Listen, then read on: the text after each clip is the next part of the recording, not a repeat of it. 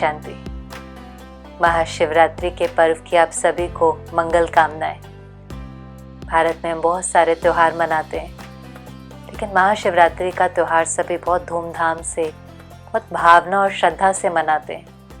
आप सभी ने देखा होगा कैसे उस दिन सवेरे से ही मंदिर में कितनी लंबी लाइन लगती है। भक्तगण शिव के दर्शन कर उसकी प्रतिमा पर जल चढ़ाते हैं, फूल चढ़ाते हैं।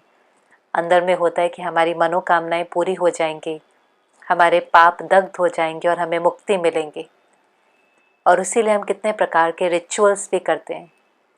ये सारे रिचुअल्स एक्चुअली कुछ ना कुछ रिमाइंडर का काम करते हैं, कुछ ऐसे रिमाइंडर जो हमें आंतरिक लेवल पर परिवर्तन लाना है। पर कभी कभी वो रिचुअल रह जाते हैं और वो परिवर्तन नहीं आता है। एक्चुअली में शिवरात्रि का आध्यात्मिक अर्थ क्या है? वैसे तो शिव जयंती कहना चाहिए, लेकिन शिवरात्रि क्यों कहते हैं? क्योंकि शिव का अर्थात परमात्मा का अवतरण होता है घोर अंधियारी रात में। अब ये कोई बाहर की रात्रि की बात नहीं है, लेकिन जब अंदर में बहुत अंधेरा है, अंदर में मनुष्य कई प्रकार की कमियों और विकार के वश है।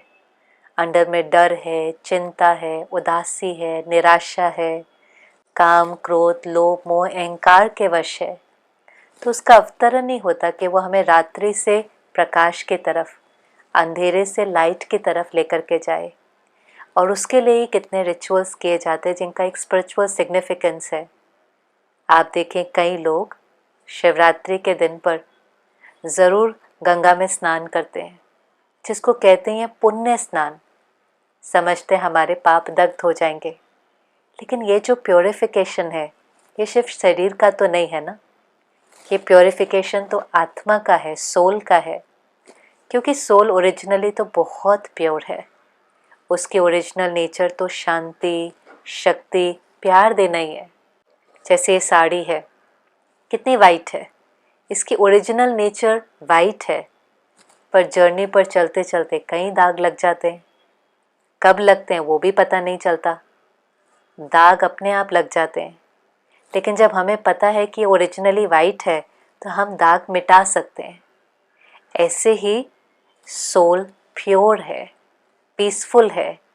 वही चीज़ है जिसमें हम सबसे ज़्यादा कंफर्टेबल होते हैं। पर जर्नी में कब दाग लग गए पता ही नहीं चला, और वो दाग ही हैं जो हमें दुख दे रहे हैं। तो ये केवल पानी के स्नान की बात नहीं है, लेकिन ज्ञान स्नान की बात है। जब हम परमात्मा का सत्य ज्ञान रोज सुनते हैं तो उस ज्ञान से ही हमारे कर्म ठीक होते हैं, जिससे हमारा भाग्य ठीक होता है। नहीं तो कई बार संसार के इन्फ्लुएंस में पता ही नहीं चलता। हम असत्य की राह पर चल रहे होते हैं, गलत कर्म कर रहे होते हैं, लेकिन जब उसके कॉन्सिक्वेंसेस आते हैं तो हमें लगता है मेरे साथ ऐसा क्यों हुआ।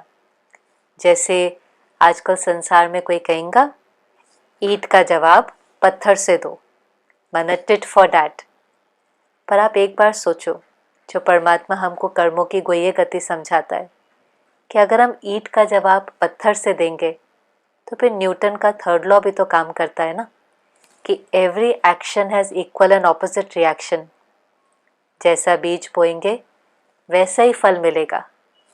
जो करेंगे वो भरेंगे। अगर ईंट का जवाब पत्थर से देंगे तो लौट करके भी तो पत्थर ही आएगा। तो वो ये रोज़ रोज़ समझ देता है कि ईंट का जवाब प्यार से देना है, गाली देने वाले को गले लगाना है, इसमें शक्ति लगती है। तो रोज़ जब हम ज्ञान का स्नान करते हैं तो हम सत्य कर्म कर पाते हैं। हम औरों को नहीं देखते, क्योंकि हमें पता है उनके कर्म से उनका भाग्य बनता है, हमारे कर्म से हमारा भाग्य बनता है। हम अगर किसी को पत्थर मारेंगे तो पहले वो पत्थर मुझे लगेगा ना, और हम अगर किसी से प्यार से बात करेंगे तो वो वाइब्रेशन, वो एनर्जी पहले मुझे मिलेंगे, और फिर जो देंगे वो लौट करके आएगा। इसलिए पुण्य स्नान माना रोज़ ज्ञान अमृत सुनना, रोज़ स्पिरिचुअल स्टडी करना, जिससे हमारे कर्मों में चेंज आने लगता है। दूसरा रिचुअल, खास उस दिन सभी व्रत रखते हैं, उपवास रखते हैं, खाने का उपवास रखते हैं। वो तो अच्छी बात है, खाने का भी उपवास रखते हैं तो शरीर को ज़रूर उसकी मदद मिलती है।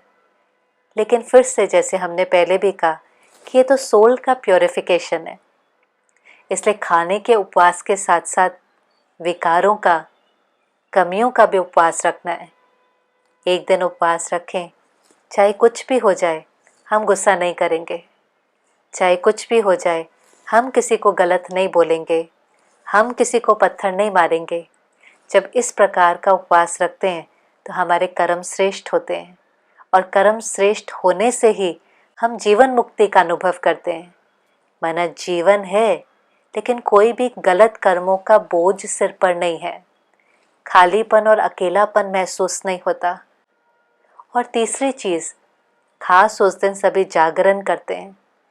ये जागरण भी किस प्रकार का रिमाइंडर है कि हम अपना जीवन जागृत होकर जिएं, अवेयरनेस में जिएं, हर चीज़ सोच समझ करके करें, इस स्मृति के साथ कि जो हम करेंगे उसके कॉन्सिक्वेंसेस हमें फेस करने पड़ेंगे। तो जागरण, जागृत अवस्था में कर्म करें। ये रिचुअल्स एक दिन के लिए नहीं है, ये रिचुअल्स रिमाइंडर का काम करते हैं कि जब हम इस प्रकार से अपना जीवन जीते हैं तो ही हम अंधेरे से प्रकाश में जा सकते हैं, हमारी मनोकामनाएं पूरी हो सकती हैं, सब ठीक हो सकता है। और एक बारी बाहर अगर कुछ ठीक न भी हुआ तो हम ठीक हो जाते हैं, और जब हम ठीक हो जाते हैं तो हम किसी भी बात का सामना कर पाते हैं, स्टेबिलिटी से उसे क्रॉस कर पाते हैं। तो आइए इस शिवरात्रि पर परमात्मा से अपना रिश्ता जोड़कर, उससे शक्ति, उससे प्यार लेकर अपने अंदर परिवर्तन लेकर के आते हैं। इन रिचुअल्स को जीवन की धारणा बनाते हैं, जीवन शैली बनाते हैं कि हम मुक्ति और जीवन मुक्ति का सहज अनुभव कर सकें। ओम शांति।